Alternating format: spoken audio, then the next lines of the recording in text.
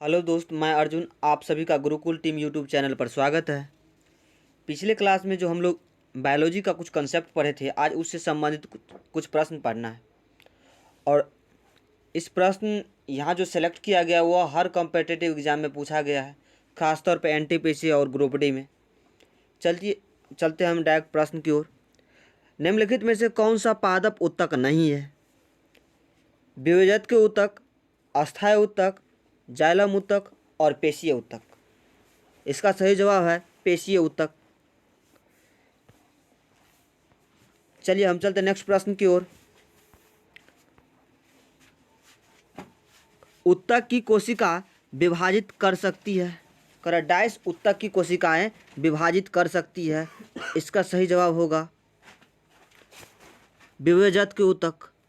विभेजक के उत्तक एक ऐसा उत्तक है जिसका कोशिकाएं विभाजित कर सकती है। चलिए हम चलते हैं अगले प्रश्न की ओर। विभेजक उत्तक के कौन से प्रकार हैं? विभेजक उत्तक का प्रकार है, ऑप्शन नंबर ए है शीर्षस्थ विभेजक उत्तक, पार्श्वीय विभेजक उत्तक, अंतर्वृष्ट विभेजक उत्तक और इनमें से सभी। इसका सही जवाब है इनमें से सभी। कल ही आपको बताए थे कि विभेजक उत्तक को 3 भागों में बांटा गया है, शीर्षस्थ, पार्श्वीय और अंतर्वृष्ट विभेजक उत्तक। चलिए चलते नेक्स्ट प्रश्न की ओर।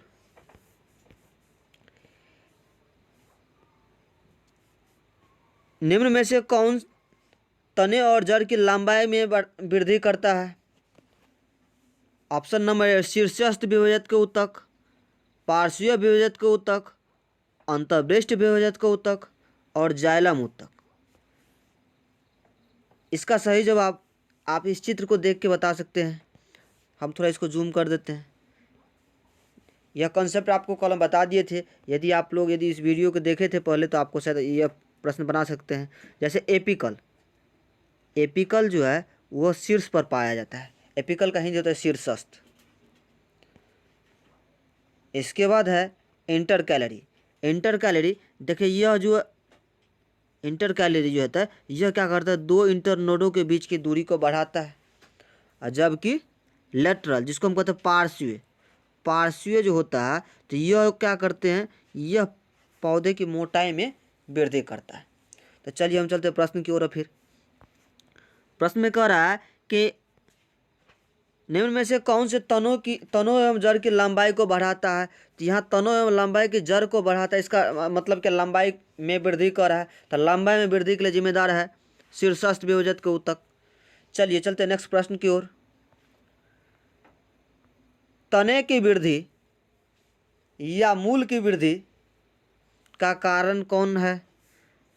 तने की वृद्धि या मूल में वृद्धि के कारण होती है। तो चलिए इसका ऑप्शन शीर्षस्थ, पार्श्वीय और अंतर्वृष्ट विभेजक उत्तक और जाइलम। इसका सही जवाब क्या होगा? तो सबसे पहले हमको देखना है तने की वृद्धि। अच्छा, तने की वृद्धि पूछ रहा है ना। तो जब तने की वृद्धि पूछे तो ध्यान रखना, इसका मतलब हमको फिर से पूछे लंबाई में वृद्धि। लंबाई में वृद्धि जब भी होगा तो लंबाई में वृद्धि होगा तो एपिकल होगा। ध्यान रखना इस बात को। चलिए चलते हैं फिर नेक्स्ट प्रश्न की ओर। चलिए कह रहा है कि पौधे के प्रवसंधियों के पास पाए जाते हैं।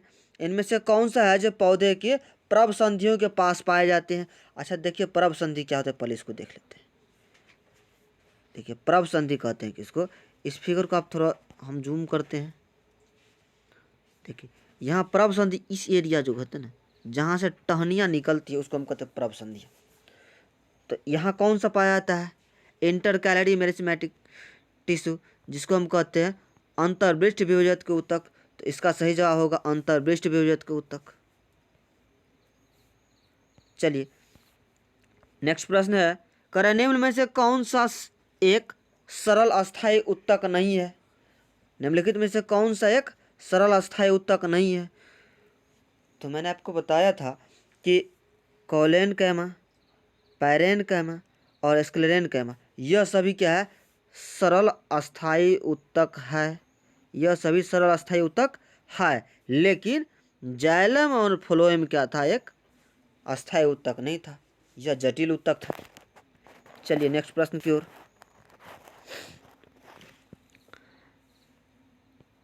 कह रहा है डायस कोशिका भित्ति पतली होती है। कोलेनकैमा, पायरेनकैमा, स्क्लेरेनकैमा और जाइलम। इसका सही जवाब होगा पायरेनकैमा। पायरेनकैमा की कोशिकाएं पतली होती है। चलिए हम चलते नेक्स्ट प्रश्न की ओर। डायस ऊतक की कोशिकाओं के मध्य काफी रिक्त स्थान खाली होते हैं। सॉरी, यहाँ लिखने में थोड़ा गलती है, यहाँ रक्त नहीं रिक्त होना चाहिए। कह रहा है डायस ऊतक की कोशिकाओं के मध्य में काफी रिक्त स्थान पाया जाता है। ऑप्शन नंबर 1 कोलेनकैमा, स्क्लेरेनकैमा, पायरेनकैमा और फ्लोएम। इसका सही जवाब होगा पायरेनकैमा। पायरेनकैमा के बीच में काफी खाली स्थान पाए जाते हैं। नेक्स्ट प्रश्न, पायरेनकैमा का क्या कार्य है? मैंने आपको कल बताया था कि पायरेनकैमा का मुख्य रूप से कार्य क्या है। पायरेनकैमा का कार्य होता है कि उसमें भोजन का संचय करना। पायरेनकैमा का प्रमुख कार्य होता है भोजन का संचय करना। स्क्लेरेनकैमा का कार्य होता है पौधों की दृढ़ता प्रदान करना, जबकि कोलेनकैमा का काम होता है फ्लेक्सिबिलिटी प्रदान करना। चलिए चलते हम अगले प्रश्न की ओर। करा डायस कोशिका की ऊतक जीवित होती है, मतलब डायस ऊतक की कोशिकाएं जीवित होती है। अब हमको इस खाली स्थान को भरना है। पायरेनकैमा, ब्यूजत के ऊतक, इनमें से सभी, और कैरेनकैमा। ध्यान दीजिए इस प्रश्न को। कह रहा कि इनमें किस कोशिकाओं इनमें से कौन से ऊतक है जिनकी कोशिकाएं जीवित होती है? तो इसका सही जवाब होगा सभी। इनमें जो भी है, पायरेनकैमा के ऊतक जीवित होते हैं, ब्यूजत की ऊतक का भी जीवित होता है, और कोलेनकैमा, तो तीनों का क्या होता है, कोशिकाएं जीवित होती है। चलिए हम चलते अगले प्रश्न की ओर। कह रहा है यदि पायरेनकैमा ऊतक में क्लोरोफिल पाया जाता है तो उसे हम कहते हैं। ऑप्शन नंबर 1 हरित लवक, स्क्लेरेनकैमा, कैम्बियम और इनमें से कोई नहीं। इस प्रश्न का आप जवाब दे सकते हैं क्योंकि हम आपको इस फिगर को बहुत अच्छी तरीके से बता दिया था।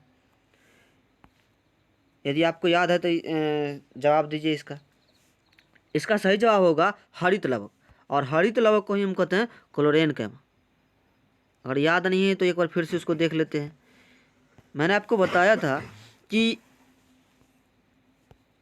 एपिडर्मिस के अंदर वाले भाग, ये जो एपिडर्मिस है, एपिडर्मिस के अंदर वाले भाग जो होते हैं, जैसे ये भाग होता है पायरेनकैमा, और पायरेनकैमा के बीच में ये डॉट डॉट जो दिख रहा है, यह कहलाता है, यह डॉट डॉट भाग है क्लोरोफिल। और जिस पायरेनकैमा पर क्लोरोफिल पाया जाता है और जहाँ प्रकाश संश्लेषण की क्रिया होती है उसे हम कहते हैं क्लोरेनकैमा। अब चलते हैं फिर प्रश्न की ओर। कह रहा है कि यदि पायरेनकैमा ऊतक में क्लोरोफिल पाया जाता है तो उसे डैश कहते हैं।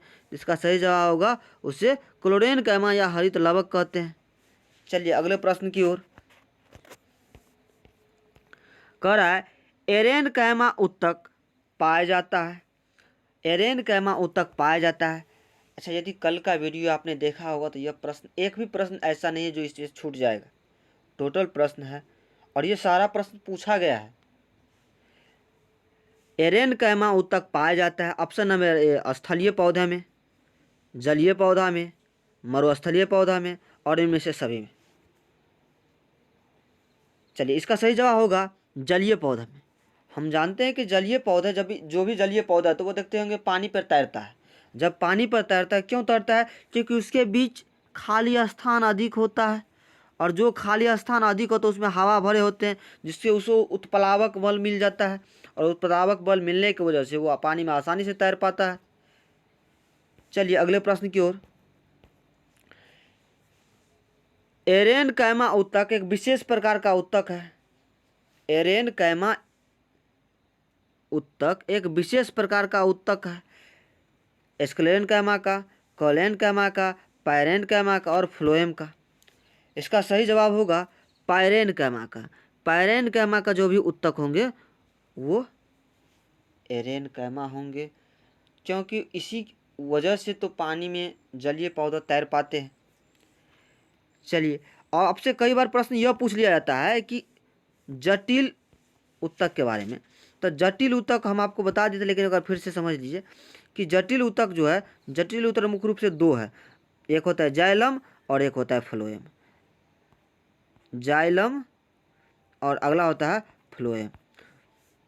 अब देखिए, जाइलम का काम होता है कि पृथ्वी के नीचे से जल एवं खनिज लवण को अवशोषित कर पत्तियों तक पहुंचाना, जबकि फ्लोएम का काम होता है कि सभी बने हुए भोजन को पेड़ के या पौधे के सभी भागों तक पहुंचाना। यदि यह वीडियो आपको अच्छा लगा तो इसको लाइक एवं सब्सक्राइब कीजिए इस चैनल को, और हम लगातार ये इस टाइप के प्रश्न करवाते रहेंगे। पहले कंसेप्ट देंगे, फिर आपको प्रश्न करवाएंगे। चलिए, धन्यवाद।